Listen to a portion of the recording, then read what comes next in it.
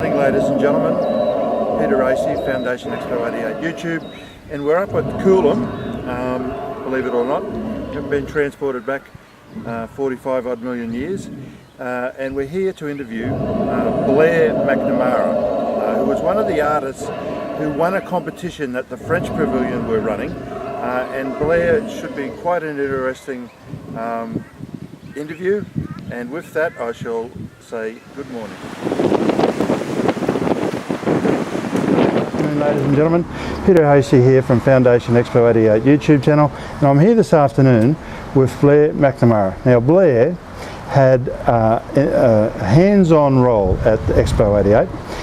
He won the second round of an art competition within that the French Pavilion was running, and Blair, I'll let you give a brief run through on that, and then we'll come through and we'll talk about this mural here, and then we'll go back into Expo 88.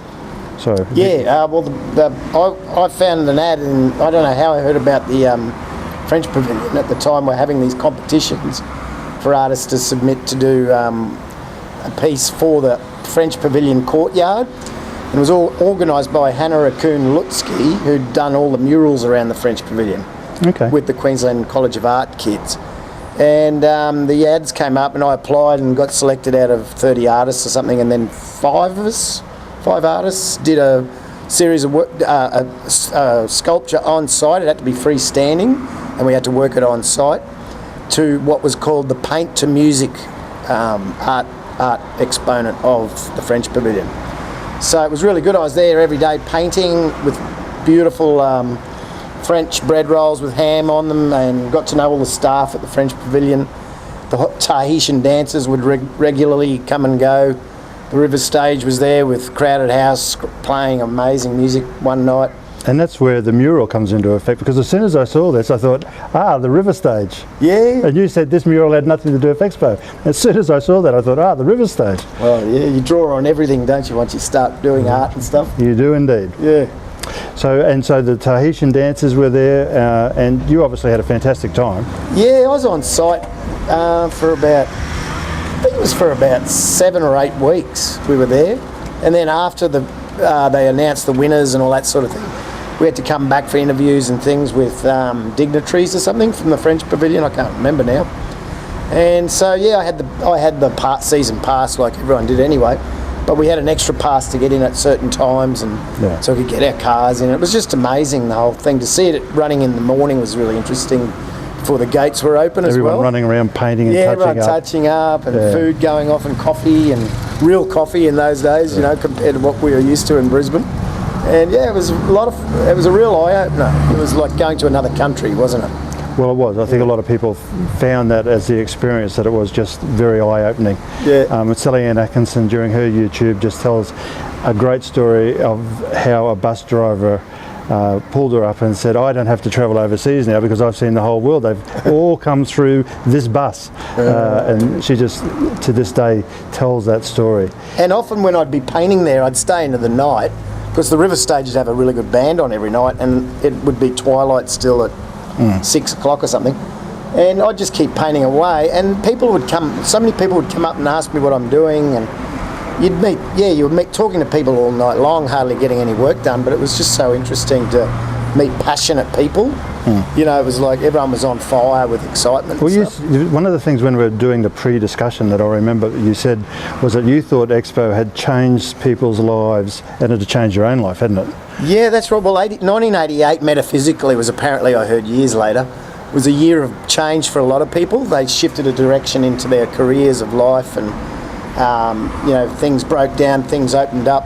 I've permanently ceased working for anyone else pretty well from that year on, and just practiced my art full time after that. Yeah. Now, people will see probably in the introduction to this piece here, where another piece of Blair's work I've clipped, put into the feature, and I will also take some of the photos that Blair's given me of the actual artwork in 1988 and put those into the YouTube as well, because Blair's creativity, I think, is just another sign that Expo just had such a permanent impact upon you know, everyone in Brisbane and in southeast Queensland, and Queensland for that matter. And you'll be funny to hear this little story. So this morning, I've done an intro in front of the dinosaur down at the Palmer Resort. Oh, all right.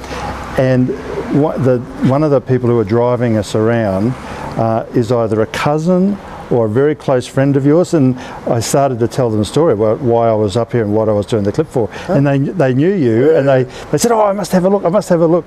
So you've got an audience already. You'll be happy to know. So it's a very, very small world. It is, especially living around Coolabah. I would imagine it would be. So do you think there's any other little Expo memories? You've told us about the creation of the piece, the river stage. We've linked that into the mural here. Do you think we've covered the story? Yeah, I think too key was to it. It reminded me of my days at university, because you know how on university sites there wasn't that police presence or anything allowed there.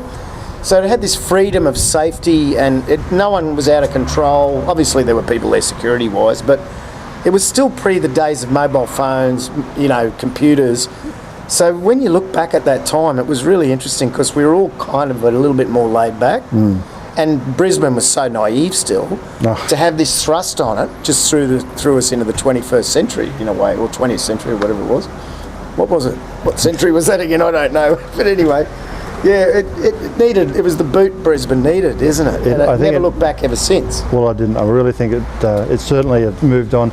And a lot of these pieces, we've had a few discussions now with the Lord Mayor, and the Lord Mayor is looking at rebirthing a lot of them in expectation of the G20, which is really a good sign of linking one international event to another international event. And Brisbane, I think, did such a great job, as Barley Oates specifically said yesterday on his YouTube, and that's another plug for another YouTube to look at. And he was so fulsome in his praise of the people of Brisbane, and it was really great to hear.